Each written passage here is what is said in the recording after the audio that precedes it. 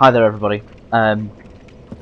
This is going to be a video about building your character. Now, of course, this is my sorcerer, so this is kind of going to be a little bit revolving around intelligence, but it will be useful for anybody that's kind of building up their character. It is going to have a lot of information about kind of all of the different aspects and stuff that you kind of want to be paying attention to as you are leveling up your character. So, first off, we are going to go and explore all of these stats that we have down here. Now, it may be obvious to some people, and I might just be kind of telling you stuff that you already know at this point. If I am, feel free to skip later into the video, as I will obviously be going into kind of the stats, where you want to put them, what kind of levels you want to be aiming for, and all that kind of stuff. But just in case people don't know, they're new to the game, they're getting the game or anything like that, this may be useful for them. So obviously at the top we have got level and hollowing. Now obviously level is pretty self-explanatory. That is how many times I have increased my stat points down here, essentially at the cost of souls. Now as you can see, I have enough souls to get another level, which I'll probably be doing after this video for the walkthrough. Next we have hollowing. This is a kind of special stat. It's essentially why my character looks ugly and deformed, and you get that by accepting 3 levels from a character called Yol, and it unlocks a special ending which we'll be detailing later. Obviously we've got souls, required souls, don't really need to talk about that. That is basically your currency, so it kind of counts as experience and money. You buy items, you spend it on levels. And then we have all of our attributes. Now most of these are pretty obvious. Vigor increases the amount of HP that you gain, also governs resistance to frost. This increases the amount of focus points and number of spells you can attune. So we'll look at this. So focus points, these are the points that you are required to use weapon arts, which are special abilities from your weapons, or cast spells. So obviously as a magic caster, this is a fairly important stat for us. My view on which we'll talk about slightly later in the video. We then obviously have our attunement slots down here, where as you can see I've got 4 at 24. To get another one I would need to get my attunement up to 30, which would of course also raise the amount of focus points I have. Now, important thing about focus points, or at least for me, after kind of 1 Ashen Estus flasks worth of focus points being regenerated, now we'll talk about those.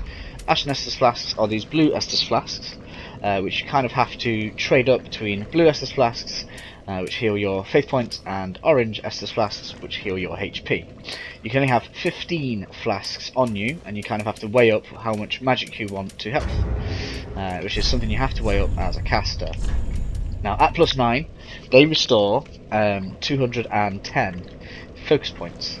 Now in my view, you don't really want to go above that in focus points, because you're kind of wasting levels. And what I mean by that is, if you have got say 250 focus points, when you empty you can only refill 210 with one of your Ashen Estus flasks, meaning that those other 40 are unavailable for you anyway. So you're only going to get those extra kind of 40 points once, like during a fight or like between bonfires. So I would recommend trying to keep your focus points to 210. I think 2 more points takes me to 209. We'll have a look at that in a second, so you can kind of see where your focus points go. So with that, if I do put 2 more points in, I'm not too far from getting to the extra attunement slot. So I would say like the absolute maximum you'd probably want to aim for is 30 attunement. Anyway, I'm kind of getting distracted here. Let's just carry on with the stats. For now, next we have endurance. Now, obviously, as you can probably guess, this kind of works down this. So next under here we have stamina, and this is another resource that you use to perform actions. Now this is almost every action in the game, including running, rolling, attacking, blocking, and casting spells. So this is a pretty important stat, and is very good to level up. Next we have vitality. This governs your equip load. Now equip load is essentially the amount of weight your character can wear in armor without being impeded. Okay, so you want to. It comes in certain percentages. I'll show it in a different screen. So in the top right we have equip load, and below it you have the ratio. Now at different ratios that will affect kind of your ability to evade in different rates. So if I take all this off, That should take me under 30, and you'll see that I roll quite far. When I put it all back on, let me just find my armour now. I've got quite a lot of stuff in here. Where was it? Silver armour.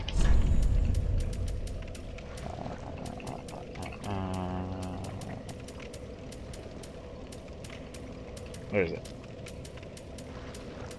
Sorry guys, just got to find my armor set now.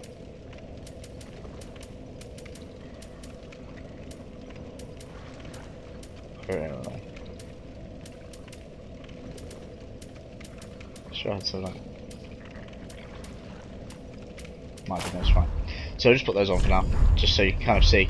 So now we're over 30%. The roll is much slower. Now if I go ahead and put that closer, put that above 70, so let's find something heavy.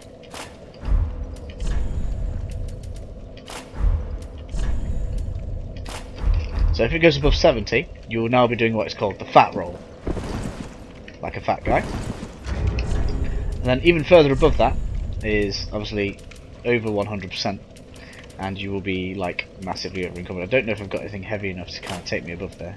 Let's have a look. Wait. Let's just put all the heaviest stuff on just to show this.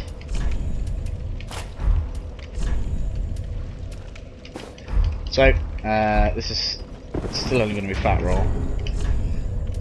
There we go. So over 100%, and you can't even roll. You just kind of chug. You can't run. You can only walk. So it really massively kind of slows you down, which is obviously what you want to be avoiding. I mean, unless you want to literally just be a walking tank, that you know, kind of just you don't really kind of care if things hit you or not. That's fine. So let me just kind of get my armor reset here. I'll skip back in a second.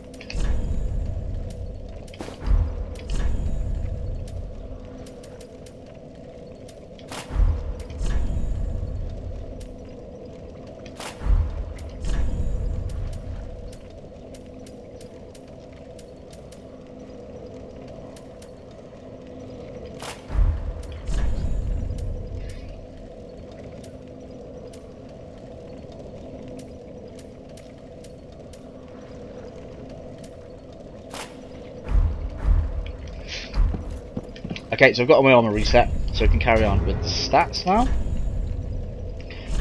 So we were down to vitality. Next, you essentially have a selection of damage stats. Now these are all going to kind of have slightly different effects. So first off, strength. That is going to increase your scaling with strength weapons, and will help you meet the requirement of certain weapons that you'll come across in the game. The same can be said for dexterity, and then as well as increasing scaling damage, allowing you to use certain weapons effectively. It also increases your spellcasting time, although it's kind of a moot point due to one of the rings that we will talk about in a bit, unless of course you want to get to a really high level and free yourself a ring slot. Next you have intelligence and faith. Both of these kind of interact for certain spells but don't for others. Now you can either go intelligence, which is going to give you sorceries. You see I've got blue spells down there. Faith is going to allow you to use miracles, which would have like a yellow symbol instead of a blue one, and they have some different effects like healing. They have lightning spells and that kind of stuff, and then you have pyromancy and dark magic, which scales off of both of them, which would mean you kind of split your damage between the two stats to then gain effective use of those abilities.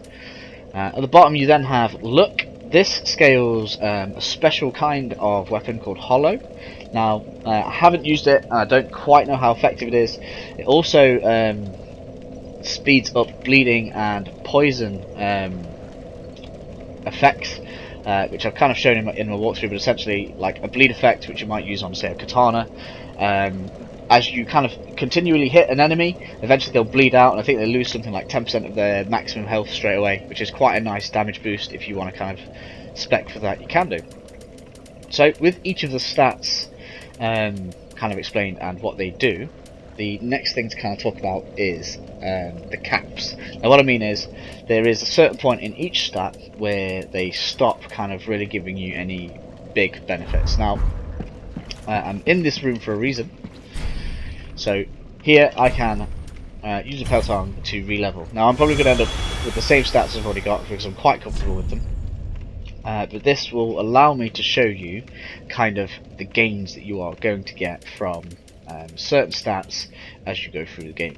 So first off, Vigor, as you look at it going up, so right at the beginning, so 381 to 403, so you know that's giving you 20, 20, 20, so it's kind of like mid-20s at the moment, mid-20s, and then at this point it obviously goes through a point where it gives you lots of HP, so there it's almost 40, almost 40 again, almost 40 again, almost 40 again, 30 odd there, all the way up until 27 where it hits 1,000, and then it massively plummets, and it only gives you kind of 19 a go. Okay, so that leads me to say that my recommendation on your Vigor, and I recommend that you do kind of stay around here, is 27. Now it's not going to be too bad if you go to say 25 if you want to keep it at a round number, or if you go up to 30 you can have a little bit, but those 3 points are less effective than if you put them somewhere else that is getting a better scaling, and this is kind of what is meant by a cap. It doesn't mean you can't go over it. Like if I put this all the way up to 99, I am going to continually gain health, but like those extra, what's that, 72 points have gained me 400 health, which isn't very much for the amount of investment that we're putting in there.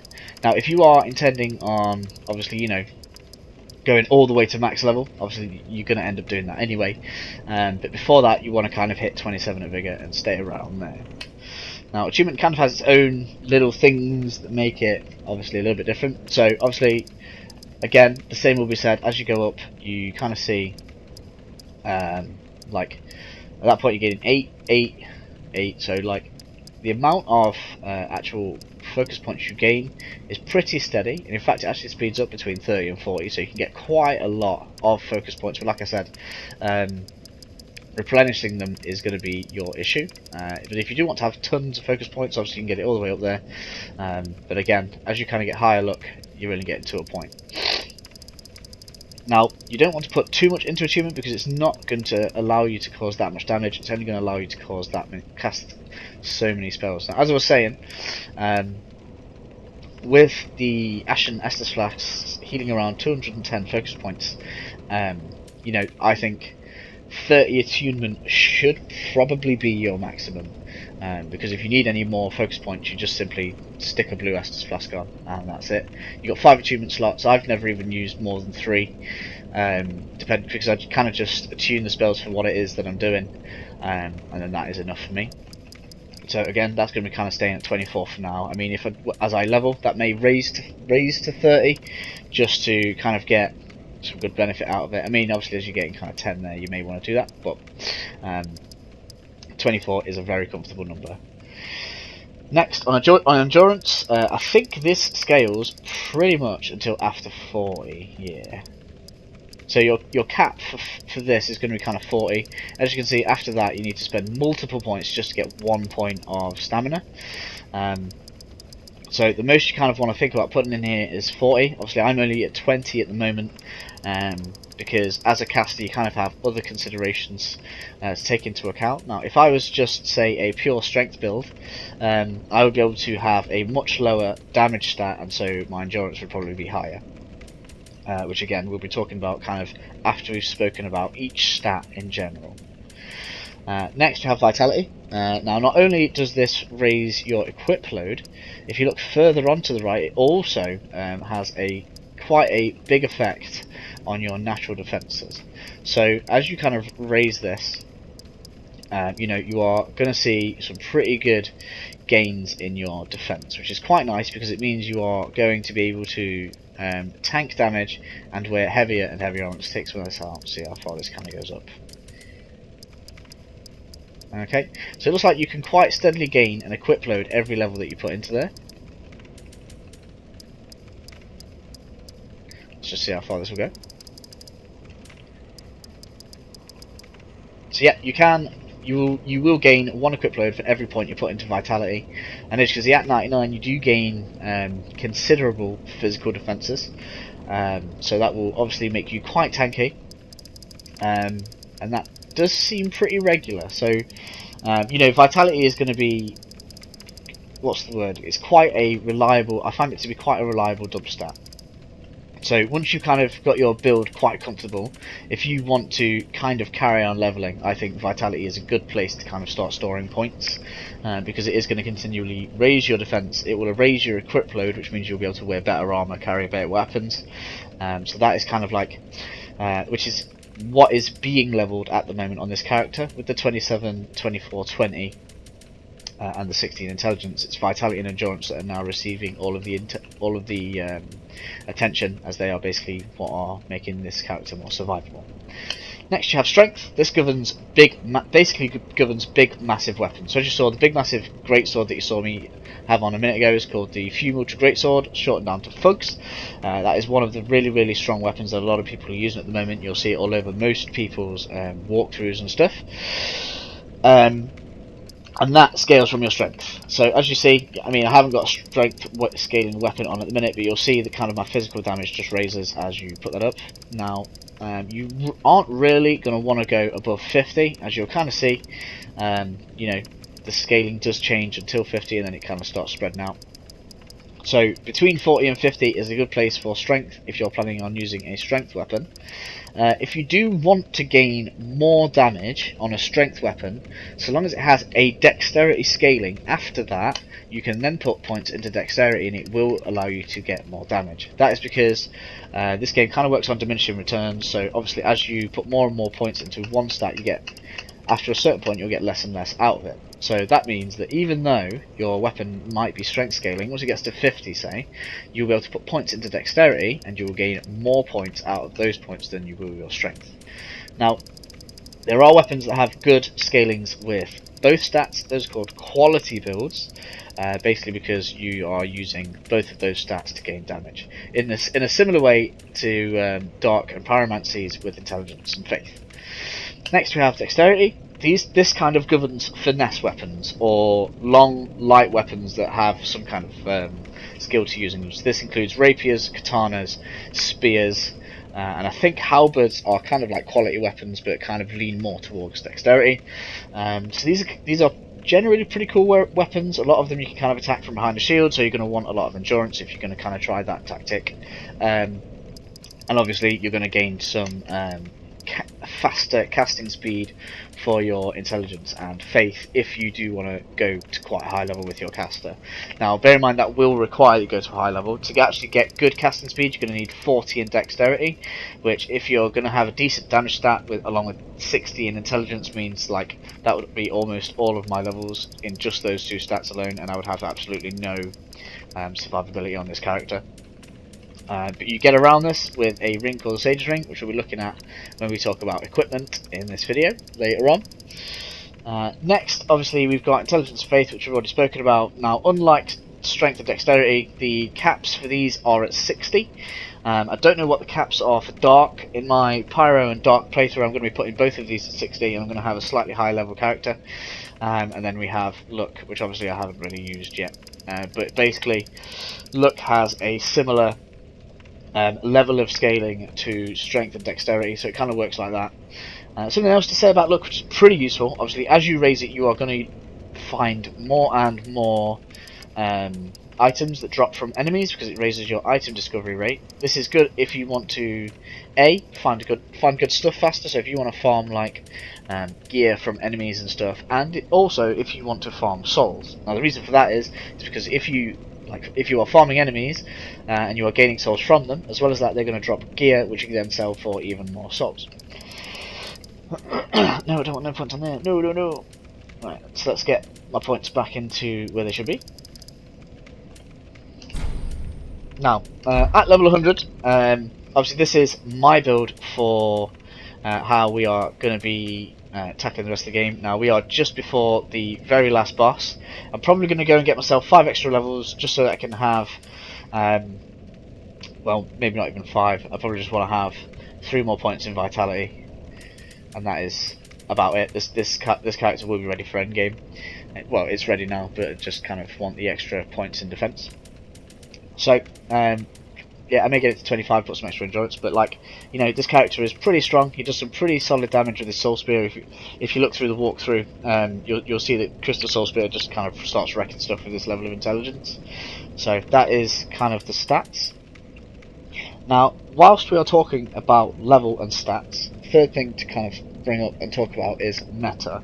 Now, you're going to hear this thrown around a lot, and a lot of people do talk about it. Now, the idea of it is kind of a lot of the, especially the older people that have been playing the Souls games for a long time, they kind of decide on a level for everybody to kind of stay close to. Now, it's probably going to be around 120. That's where it was with the first Dark Souls.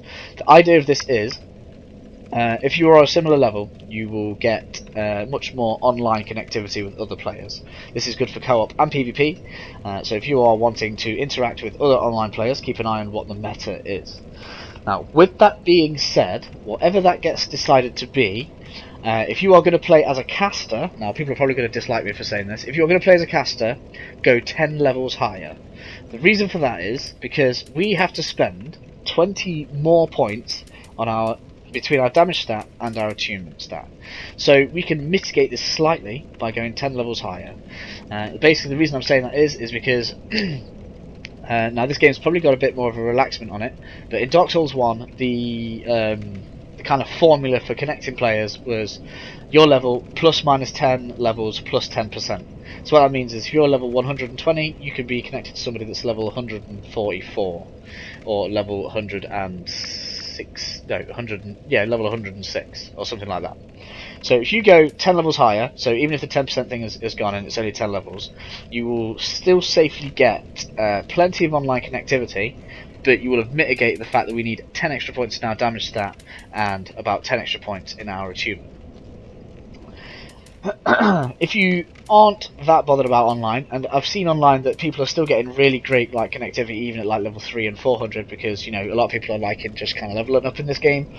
You know, don't let anybody else say no, you can't level that high, because you can. It's in the game. If you want to get all of these stats to 99 and walk around like a god and make all of the bosses cry because they can't hurt you because you've got that much vitality and defense and that much health that they can't do anything about it, then you know that is your choice. You bought Dark Souls, you can play it however you want to play it. Don't let anybody tell you any differently, because that is what I'm saying right now. So, the next thing to talk about is gear, okay? Now, we're going to work our way down, kind of what I have decided here, but obviously you are going to want to decide these based on how you want to play. So, I'm giving you an example as to what works for me. This may work for you as well if you're playing as a caster, because it is doing me quite a lot of good, and I'll show kind of why I picked what I picked. So, first up, we have obviously got the Court Sorcerer's Staff. Now, you have got a few choices. I should have deposited some of this off for this video, never mind. But you've got a few choices of catalysts that are going to be decent for you. I haven't got some of them here. That's a shame. Let me just cut back, guys. I'll be back in a second. I'm just going to sort my inventory. Okay then, so sorry about that, guys. I've sorted my inventory out a little bit, just so it's a little bit less confusing when we are looking at some of these weapons that we can equip, so that the screen isn't so cluttered, and so that I've got all the things close to each other that I need to show. So first off, let's take a look at catalysts. Now, you have got a few choices as to what you can use. I actually think some of this needs patching, because the description and the original use of the Sage's Crystal Staff was that you got to cast less spells for much more damage, and that isn't the case at the moment, particularly with the Court Sorcerer's Staff. So early game, the Heretic Staff, and when you have lower intelligence, the Heretic Staff does have better spell buff. Now, the stat that you are wanting to kind of keep an eye on with your catalyst is this one. Now, this is the total of your intelligence scaling and the bonus that the staff is giving you. Okay, so as you can see, there isn't a massive difference, even though there's only one kind of level difference in between those. Between these two staffs. Now, if my intelligence was at 50, it would be even more similar, because the Heretic Staff has a higher base spell buff staff than the Court Sorcerer's Staff. But the Court Sorcerer's Staff does better because it has the S scaling. Now, scalings are displayed here at the bottom level, or second to bottom level of a weapon. Okay, now all weapons will have this, and they'll have either a dash, which means it doesn't scale at all, and then any letter, I think, from E to S. Now it goes E is the worst, D is the next worst, B is okay, A is good, S is the best. Okay, so if something has an S scaling, that means that when you have a high amount of points in that stat, you are going to get a good bonus. Now this doesn't really help until you have a lot of points in that category. So you know, even if something has an S scaling, if you've only got 10 strength, it's not really going to do you all that much good. Okay, so bear that in mind when you're picking stuff out. So between these two, you want to kind of start out with the Heretic Staff. That's going to give you the best bang for your buck until you get to around 50 intelligence, and then the Court Sorcerer's Staff will start to eclipse it, and then you end up here. So with those two catalysts kind of spoken about, those are kind of the best ones for damage.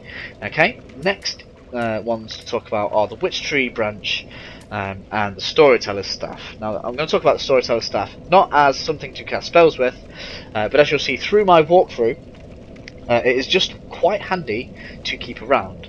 The reason for that is that you can cast a poisonous fog with it, which you can use to poison enemies, and I basically just abuse it to kill enemies without me having to fight them, which is really useful, and it's just kind of handy to keep around in your inventory.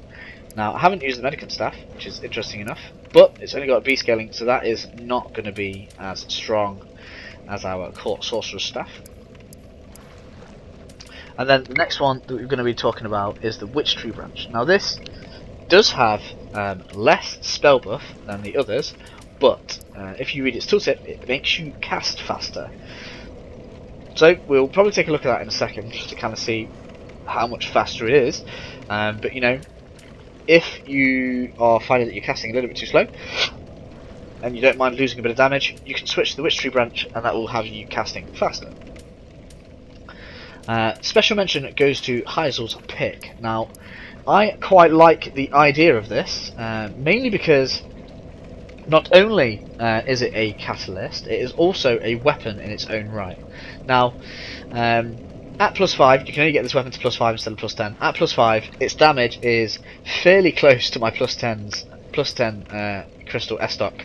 In fact, I think it probably does even more. It has 3 areas of scaling, which means you can get bonus to your damage from your strength, dexterity, and your intelligence. So like I was saying before, like once you get to 60 intelligence, if you want your melee weapon to do even more damage, if you was using this, you can then go ahead and put points into your strength stat, because it has a D scaling, which isn't great, but it's not too bad, and that is going to increase its damage even further. As well as that, its weapon art, which is Chant, which usually boosts the strength of the sorceries, not only boosts the strength of its sorceries, but also its magic damage as you attack with it. So that is a fairly flexible item, as well as having the advantage of the fact that it kind of saves you on weight, and you aren't going to need to switch between weapons to cast spells and attack. So I actually think that this kind of has a pretty special place, well, should have a pretty special place to anybody that's going to be going serious with intelligence, and wants a very flexible weapon. So with our casting implements looked at, you've then got a choice of melee weapons. Now I'm using the Crystal S-Stock because its intelligence scaling ends up being pretty good at Crystal, so we've got an A scaling on there. As you can see, my magic damage is like 260 something, physical damage is at 95 and 9. Now that is pretty good. That's all I'm going to say. That is pretty good, especially like if you compare this to the other options that we have available. So there is a kind of caster specific weapon called the Crystal Sage's Rapier, which is fairly similar to this weapon but does less damage, but it requires you to have I believe it's 12 in strength and 18 in dexterity, so for an extra 8 levels worth of points, and you are going to be doing the same amount of damage. So I definitely suggest sticking with the Crystal S-Stock, because you are going to get much more for your stat investment. Moving on to my recommended shield, we've got the Crest shield. Now the reason for this is this increases your stamina regeneration rate.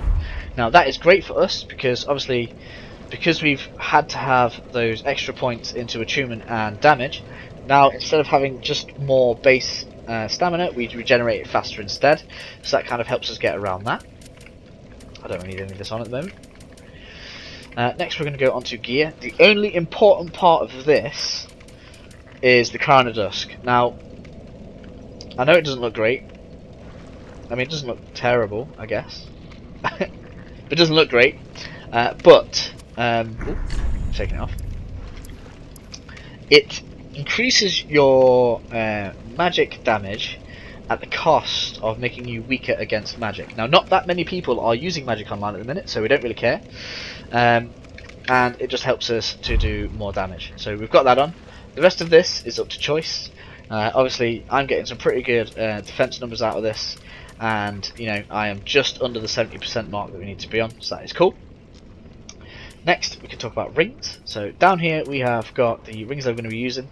The only two that I would say are important to us as a pure sorcery build are the Bellowing Dragon Crest ring and the Sage's ring. Those are the minimum two that you want to have on.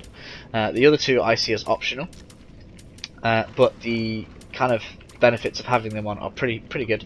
So the Sage's ring, that is what makes us cast faster. So let's take a look at this. So let's look at our Great Soul Arrows. This is kind of our quick spell. Okay, as you can see, fairly quick. If I take this off, considerably slower. Now if I try to cast Crystal Soul Sphere, which is a slower, more powerful spell, let me compare it here, it is a lot faster, okay, almost half the time. So be aware of that. It makes using spells, particularly in boss fights or encounters where you need to be fairly fast, much better for us. So I highly recommend the Sage Ring, and it basically means that we don't need to spend another 28 levels in dexterity. Now if you are going for that high level, feel free to put those 28 points into dexterity, and then you can take your Sage's Ring off and change it for something else. That's cool. But whilst we are sticking to kind of the 130 mark of levels, Sage's Ring is definitely invaluable to us. The next thing is the Bellowing Dragon Crest ring. Now this is our biggest boost of damage, so we definitely want to keep that on. Now let's go and test this. Got a couple of enemies just outside of this door, so we're going to go and cast the Crystal Soul Spear at you. Okay, 1100 damage.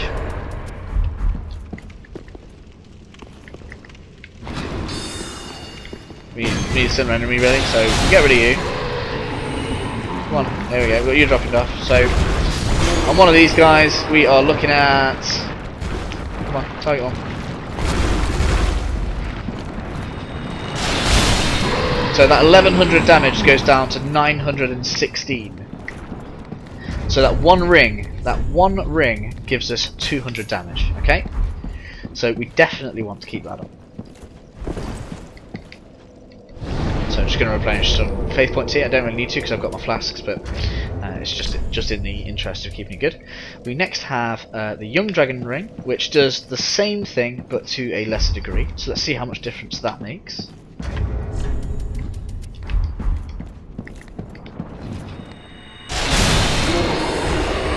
So again, that is giving us quite a considerable boost. Again, kind of somewhere in the 120 region. So not quite as much as the Bellowing Dragon Crest ring, but enough to make us want to keep that on, in my opinion. Okay. Next we have the Magic Clutch ring, which acts quite similar to the Crown of Dusk. Now what that does is that boosts. Now you can see the stats here. So if I try and pick any other ring, basically my physical defenses, they rise. Okay.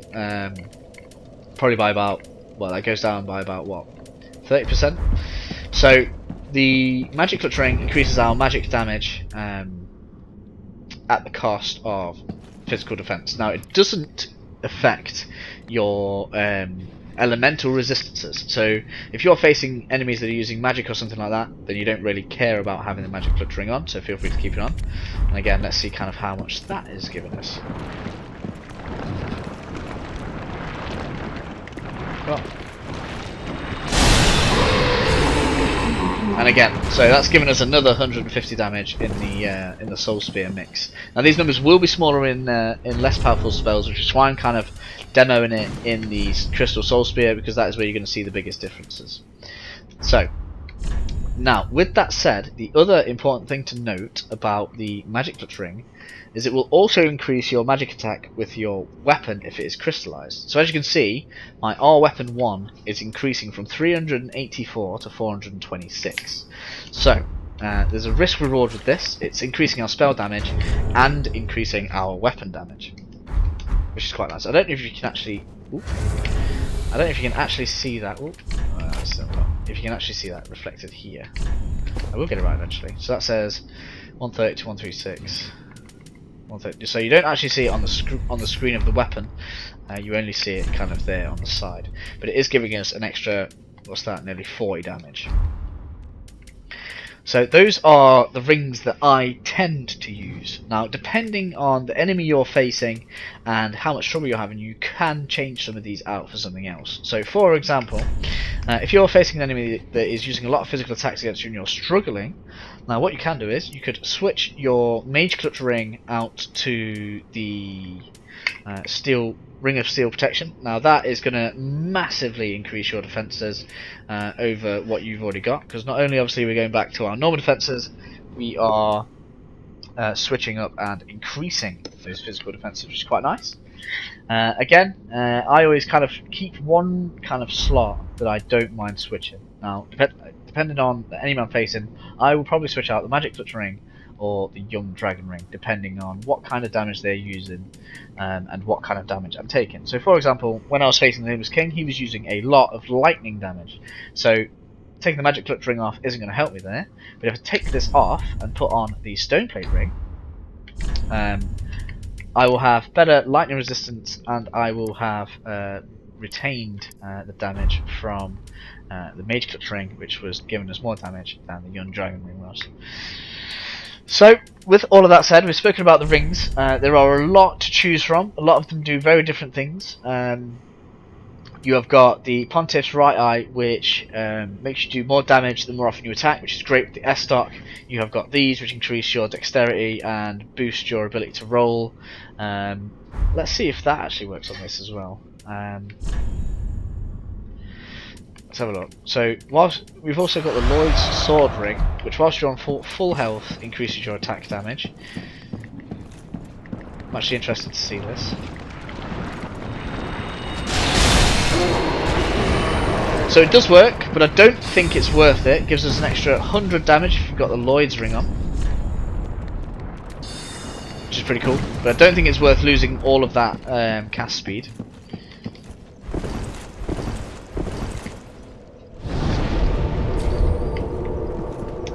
So, you know, kind of a part of the trouble with us is that we've only got kind of a limited amount of rings to use. So you have got the Lloyd's Ring, but that is only going to work whilst your attack is at full health. Although you could have one of the Tearstone rings on, that's going to give you some other boosts as well. You've also got the Leo Ring to consider, so that is going to boost attacks during counter attacks. Now that is great against bosses that have long wind up times, because that counts as the time. So if you put that on with the Pontiff's Right Eye Ring whilst you're using the S-Stock, during a boss's wind up you could be like this, and every attack is just going to be like, it's going to be ridiculous. Like in those 5 or 6 hits you could probably take off 2,000 health off a boss. So that is kind of all of the main things you should be considering. Obviously, if you want to try and fit the Ring of Favour in, you can do. It gives you kind of a minor buff to several stats. Its probably most notable buff is to your stamina. Other than that, it's not really the best. It's not the worst. It's good, and I imagine in its +2 incarnation in a few run-throughs time, I imagine it will be pretty substantial. So with that, we have spoken about kind of weapon options. We have spoken about why I've chosen the shield. and I hope that has helped everybody out. I've had a lot of questions about builds, so hopefully this helps everybody out that's kind of been struggling with where to put their points, what they do, where you should be aiming for. I hope it's kind of explained a lot for people. If you have any more questions, please post them down below. I will try and answer any kind of frequently asked questions and stuff like that with an extra video if that's what's needed. Obviously this video is mainly aimed at intelligence builds. Obviously casters are going to benefit from this. There is going to be information for people that obviously, you know, aren't necessarily casters, but it kind of hasn't been aimed at like strength builds or anything like that. With that all said, guys, thank you for watching. If you've lasted this long listening to me talking about kind of all of the different stuff that I've been doing with this character, thank you very much, and I will see you next time. We'll be probably taking on the Soul of Cinder.